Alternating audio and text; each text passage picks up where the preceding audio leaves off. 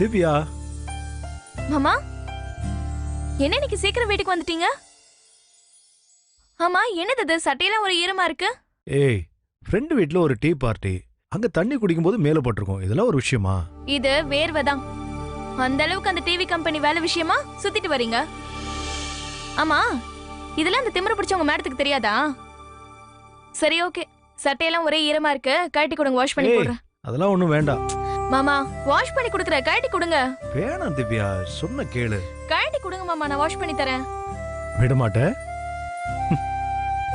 இந்தா.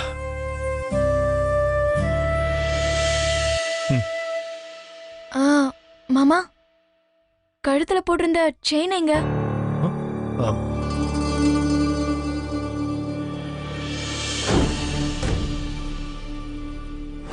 செயினை குழந்தைக்கு போட்டத எப்படி திவ்யா கிட்ட சொல்றது? என்ன மாமா, என்ன யோசிக்கிறீங்க? செயின் எங்க? மாப்ள, செயின் எங்கேயாவது வர வழியில அறுந்து விழுந்துருச்சா?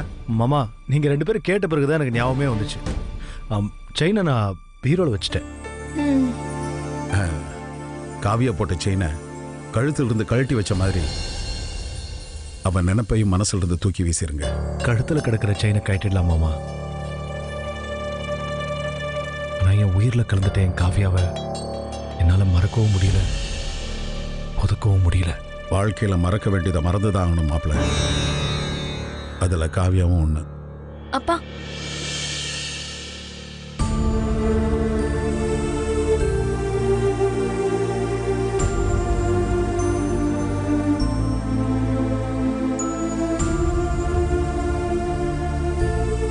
காவியா, உன்னை எப்படி காவியா என்னால மறக்க முடியும்?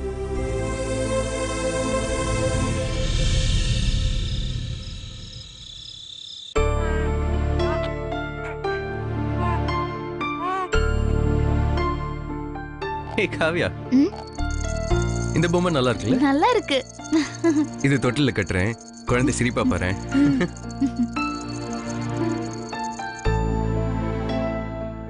மீரா, இங்க பாரு. ஓகே சிவா, எல்லாரோடைய கிஃப்ட்டுமே ரொம்ப சூப்பர்ல. இருந்தாலும் தனுஷ் எல்லாரையும் மிஞ்சற மாதிரி சூப்பரா ஒரு கிஃப்ட் கொடுத்தாரு. 2 பவுண்ட் செயின். ஃபங்க்ஷனுக்கு வந்த எல்லாருமே அசந்து போயிட்டாங்க. தனுஷ் இப்படி ஒரு கிஃப்ட் கொடுப்பாருன்னு நான் எதிர்பார்க்கவே இல்லை. நீ எதிர்பார்த்தியா காவியா? தனுஷ் பண்றது எல்லாமே டிராமா. எதை வச்சு எப்படி சொல்ற? எதுக்காக தனுஷ் டிராமா பண்ணணும்? எல்லாரும் தன்னை பத்தி பெருமையா பேசணும்னு ஒரு அல்ப சந்தோஷம். அப்படி இல்லை காவியா. மற்றவங்க மாதிரி சும்மா ஃபங்க்ஷனுக்கு வந்தோமா, கிஃப்ட் கொடுத்தோமா, போனோமான்னு இருக்கக்கூடாது இல்லையா? தனுஷ் மற்றவங்கள விட இந்த குடும்பத்தோட ரொம்ப சம்பந்தப்பட்டவர். அதான் பிரியத்தை அளவுக்கு அதிகமாக வெளிப்படுத்திட்டாரு. எனக்கு அது கொஞ்சம் கூட பிடிக்கல. அதுக்காக தனுஷ் கொடுத்த கிஃப்டை வெறுத்துற முடியுமா? வெறுக்கிறேன் சிவா. என் வெறுப்பை நான் தனுஷ் கிட்ட காட்டதான் போறேன். எப்படி?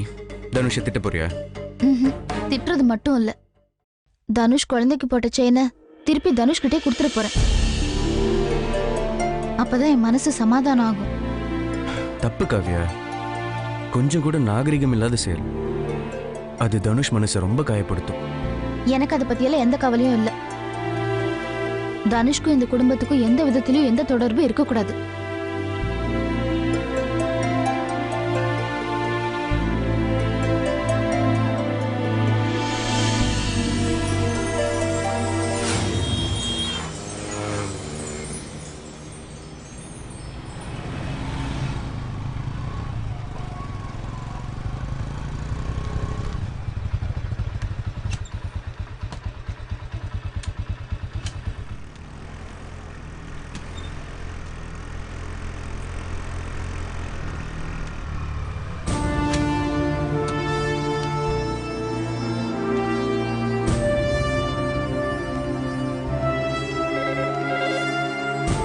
ஹலோ, வணக்கம் சக்தி சேனல்.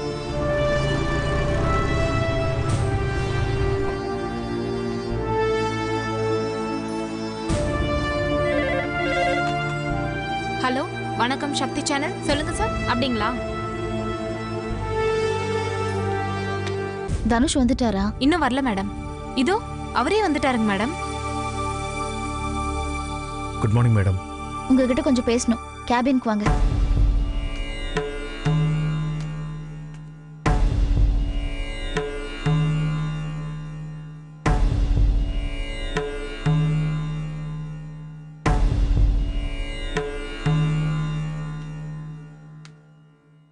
மேடம்,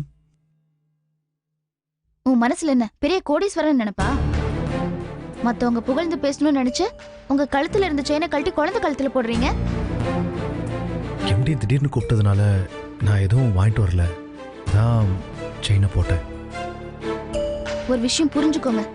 இந்த சேனல்ல நீங்க புதுசா வேலைக்கு சேர்ந்திருக்கீங்க. மாச சம்பளம் தான் வாங்குறீங்க. மத்தவங்க எல்லாம் துணிமணி விளையாட்டு பொருள் எல்லாம் கொடுக்கும்போது நீங்க 2 சவரன் செயின் போட்டா என்ன அர்த்தம்? குழந்தை மேல உள்ள ஆசையில தான் செயினை போட்டேனே தவிர எனக்கு பெருமை தேடிக்க இல்லை. நீங்க தானே சொன்னீங்க எனக்கு அத்தை இருக்காங்க, மாமா இருக்காங்க, குழந்தையா இருக்கான்னு. அவங்களுக்கெல்லாம் நீங்க செய்ய வேண்டிய கடமை இருக்குன்னு சொன்னீங்கல்ல. அப்போ 2 சவரன் செயின் போடுறதுக்கு எப்படி மனசு வந்துச்சு? இது என் மனைவி எனக்கு ஆசையா என் கழுத்துல போட்டது.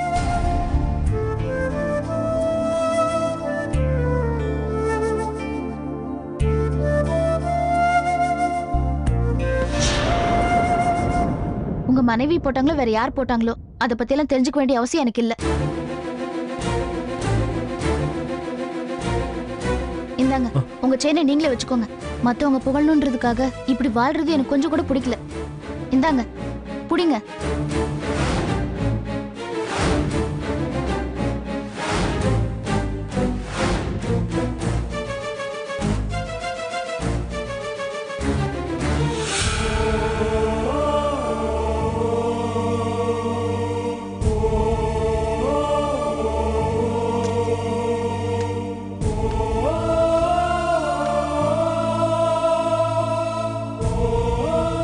இது தனுஷ் காவியா குழந்தைக்கு போட்ட செயின் ஆச்சே.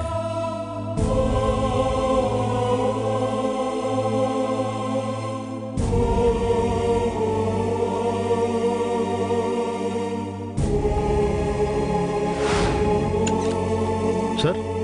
S come in. சார் கூப்பிட்டுருந்தீங்களா? உட்கார். ஒரு நிமிஷம் இரு. சார் சொல்லுங்க சார். ஆமா தனுஷ், காவியா உங்ககிட்ட வந்து ஏதோ பேசிட்டு செயின் ஒன்று கொடுத்தாங்களே, அது என்ன செயின்? சார் என் கழுத்துல இருக்கிற செயினை கட்டி குழந்தைக்கு நான் போட்ட செயின் சார். அது ஏன் காவியா உங்ககிட்ட திருப்பி கொடுத்தாங்க? நான் மாச சம்பளம் வாங்குற சாதாரண ஸ்டேஜில் உள்ள ஆளா. நான் செயினை போட்டது என் எல்லைக்கு மீறின செய்யலாம். ஏழைக்கேற்ற எழுருண்ட மாதிரி என் வருமானத்துக்கு ஏற்ற கிஃப்ட் தான் நான் கொடுக்கணுமா? ஓஹோ அப்படியா? குடும்பத்தில் உன்னை நம்பி உள்ளவங்க கஷ்டப்படுறாங்கன்னு சொல்கிறேன்ல, அப்புறம் எதுக்கு பெரிய பணக்கார மாதிரி தங்கத்தை அள்ளி கொடுக்குறேன்? இதை கொண்டு போய் உங்கள் வீட்டில் கொடு அப்படின்னு சொன்னாங்க சார். மனுஷனோட கஷ்ட நஷ்டங்களை காவியா தெளிவாக புரிஞ்சவங்க. அதனால தான் தங்க செயினை திருப்பி கொடுத்துருக்காங்க.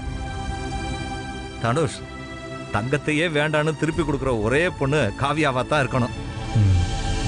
தனுஷ், காவியாவோட புருஷன் பூர்வ ஜென்ம புண்ணியம் பண்ணியிருந்தா தான் இந்த மாதிரி பொண்ணுகளுத்துல தாலி கட்டி இருக்க முடியும்.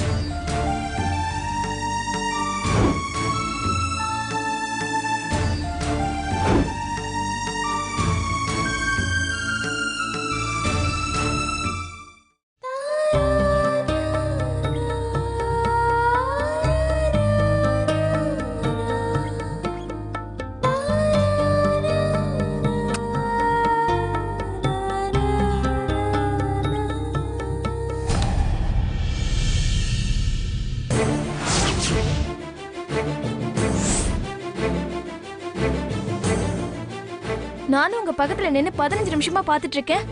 நான் பக்கத்துல நிக்கிறது கூட தெரியாம செல்போன்ல இருக்கிற அந்த குழந்தையோட போட்டோவே பாத்துட்டு இருக்கீங்க. உங்க மடியில வச்சுட்டு அந்த குழந்தைய கொஞ்சறீங்களே, இந்த குழந்தை யாரு?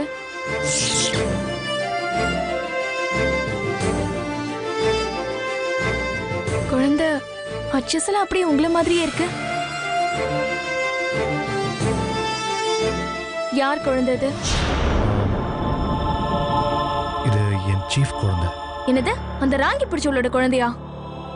அவ குழந்தை எதுக்கு நீங்க தூக்கி மடியில வச்சிருக்கீங்க? அவளுக்கு இப்படி லட்டு மாதிரி ஒரு குழந்தையா? ஆமா, எப்ப இந்த போட்டோ எடுத்தீங்க? அந்த குழந்தைக்கு பேர் வைக்கிற ஃபங்க்ஷனுக்கு போயிருந்தேன். அப்ப எடுத்த போட்டோ இது. பேர் வைக்கிற ஃபங்க்ஷனுக்கு உங்களை கூப்பிடவே இல்லைன்னு வருத்தப்பட்டுட்டு இருந்தீங்க. அப்புறம் எப்படி ஃபங்க்ஷனுக்கு போனீங்க? எம்டி வலுக்கட்டாயமா கூட்டிட்டு போயிட்டாரு. போன இடத்துல குழந்தைய பார்த்ததும் என்ன அறியாம ஒரு பாசம் வந்துருச்சு. எம்டி கூட்டிட்டு போனாருன்னு நீங்க என்கிட்ட சொல்லவே இல்லையே. ஏற்கனவே என் சீஃப் மேல உனக்கு கோவம், அதனால தான் நான் அதையெல்லாம் உங்ககிட்ட சொல்லவே இல்லை. சரி, ஓகே, நடந்தது நடந்து போச்சு. ஏன் மாமா, அந்த ராங்கிக்காரியோட ஹஸ்பண்டை பாத்தீங்களா? அவரை உங்களுக்கு அறிமுகப்படுத்தி வச்சாலா? ஃபங்க்ஷன்ல நான் ஒரு ஓரமா ஒதுங்கி நின்னுட்டேன், எதுலையும் தலையிடல. குழந்தைய மட்டும் வாங்கி மடியில வச்சுக்கிட்டு தெரியாம ஒரு போட்டோ எடுத்துக்கிட்டேன். குழந்தை உங்களை மாதிரியே இருக்கு மாமா. காவியக்கா மட்டும் இன்னும் உங்க கூடவே இருந்திருந்தா உங்களுக்கும் இதே மாதிரி குழந்தை பிறந்திருக்கும்ல. என்னங்க மாமா?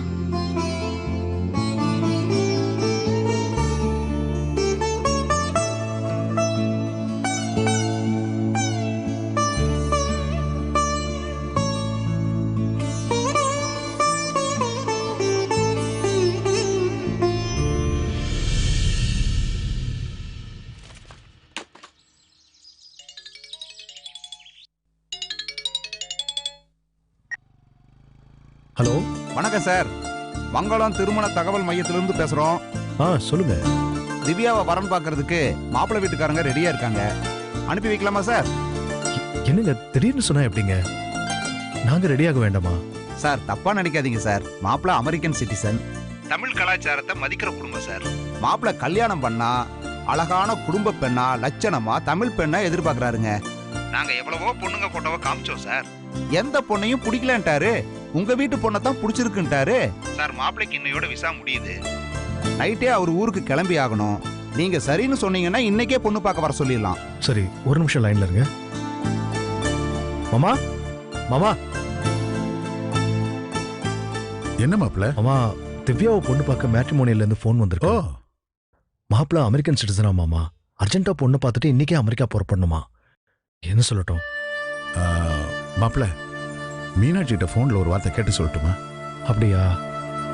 ஹலோ சார், சொல்லுங்க சார். எனக்கு ஒரு 1 hour டைம் தரீங்களா? நான் என்னன்னு சொல்லிடுறேன். Okay sir. தேங்க்யூ. சரி மாமா, ஆஃபீஸில் ரொம்ப ஸ்ட்ரிக்டாக இருக்காங்க. 5 நிமிஷம் லேட்டாக போனால் கூட திட்டுவாங்க. நீங்கள் அத்தையை கேட்டு எனக்கு ஃபோன் பண்ணுங்க. நான் பெர்மிஷன் கேட்டு உடனே வந்துடுறேன். சரிங்க மாப்பிள்ள. வரேன் மாமா. பத்திரமா போயிட்டோம்.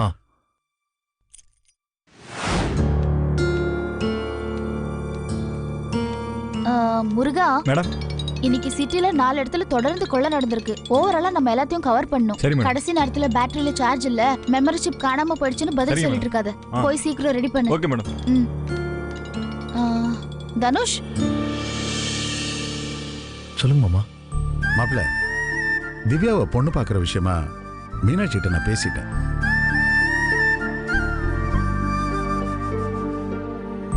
அத்தை என்ன சொன்னாங்க? நல்ல வரனா இருந்தா ஏன் தள்ளி போடணும்? உடனே பேசி முடிச்சிட்டா நல்லது தானே. மாப்பிள்ளை கிட்ட சொல்லி ஏற்பாடு பண்ணிருக்கேன்னு சொல்லிட்டா. ஓ, நீங்க மேட்ரிமோனிக்கு ஃபோன் பண்ணிருங்க. இன்னைக்கே கூட திவ்யாவை பொண்ணு பார்க்க வர சொல்லுங்க. நான் வீட்டில் எல்லா ஏற்பாடு பண்ணிடுறேன். சரிங்க மாமா.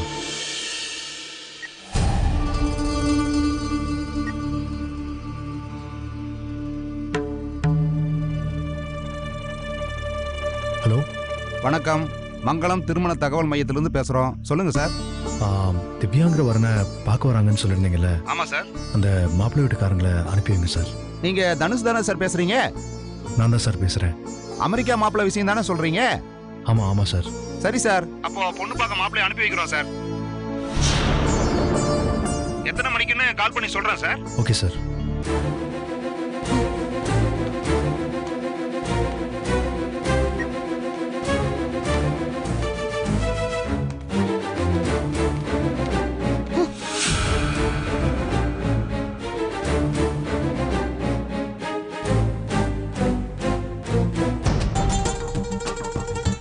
சாரி, ஒரு முக்கியமான ஃபோன், அதான் பேசிட்டு இருந்தேன். உங்களை நான் எத்தனை தடவை வார்ன் பண்றது? போனா போதுன்னு ஒரு தடவை மன்னிச்சு வேலையில சேர்த்தா கொஞ்சம் கூட சின்சியரா இல்லாம மறுபடியும் தப்பு பண்ணிட்டே இருக்கீங்க. நியூஸ் கவர் பண்றதுக்கு எல்லாம் ரெடியா இருக்கு. நீங்க பாட்டுக்கு என்ன வேலைன்னு புரிஞ்சுக்காம போன்ல பேசிட்டு இருந்தா என்ன அர்த்தம்? என் மச்சினிச்சி திவ்யாவை பார்க்க மாப்பிள்ளை வீட்டுக்காரங்க வராங்க. அது விஷயமா தான் நான் என் மாமனார்கிட்ட ஃபோன்ல பேசிக்கிட்டு இருந்தேன். சாரி.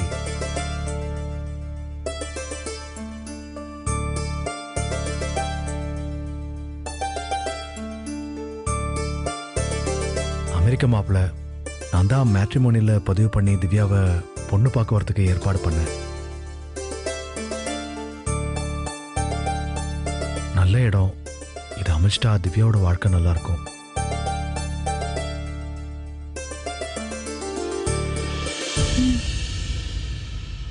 பர்சனல் விஷயத்த ஆஃபீஸ் டைம்ல பேசக்கூடாதுன்னு சொல்லியிருக்கேன்ல, இனிமே இது மாதிரி நடந்துக்காதீங்க. போங்க, போய் கேமராமேனுக்கு ஹெல்ப் பண்ணுங்க. ம்.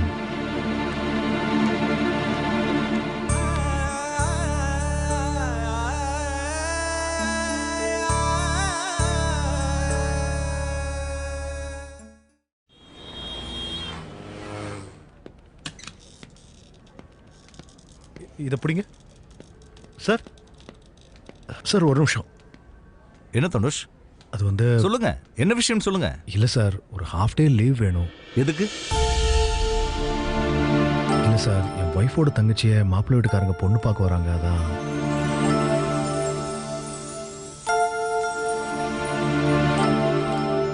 உங்க ஒய்ஃப் தான் உங்க சார்பா வீட்டில் இருப்பாங்களே, நீங்க லீவ் போடணுமா? சாரி சார், என் பர்சனல் லைஃப்பை பற்றி உங்ககிட்ட சொன்னா தான் புரியும். இப்போ என் ஒய்ஃப் என் கூட இல்லை சார்.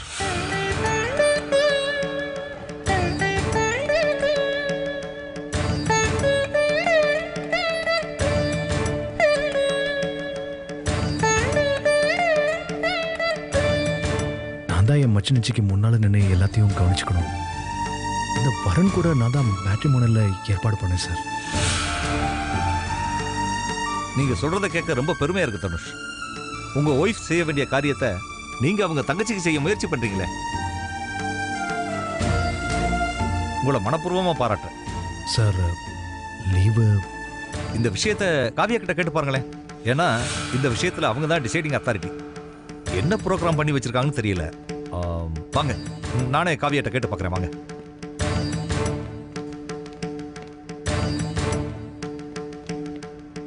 காவியா, தனுஷ் அவரோட பர்சனல் லைஃபை என்கிட்ட சொன்னார். பாவம், அவரோட ஒய்ஃப் அவரை விட்டு விலகி போயிட்டாங்களா.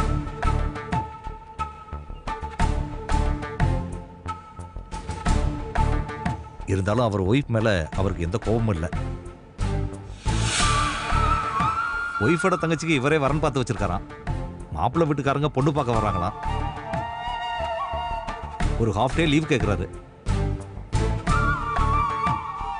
நீ கொஞ்சம் கன்சிடர் பண்ணலாமே.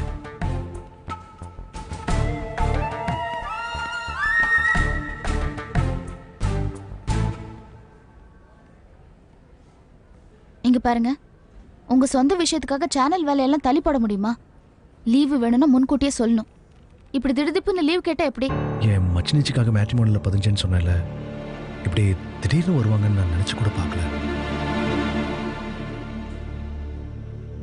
நீங்கள் லீவ் கொடுத்தா ஒரு நல்ல காரியம் நடக்கும். அப்ப லீவ் கொடுக்கலன்னா நல்ல காரியம் நடக்க இருந்ததை நான் தான் கெடுத்துட்டேன்னு சொல்வீங்க. ஐயோ, அப்படிலாம் இல்லைங்க. நீங்கள் கண்டிப்பாக லீவ் தருவீங்கன்னு நம்பிக்கை இருந்துச்சு, அதான். சரி, போங்க, நல்லபடியாக முடிச்சுட்டு வாங்க. தேங்க்ஸ்ங்க.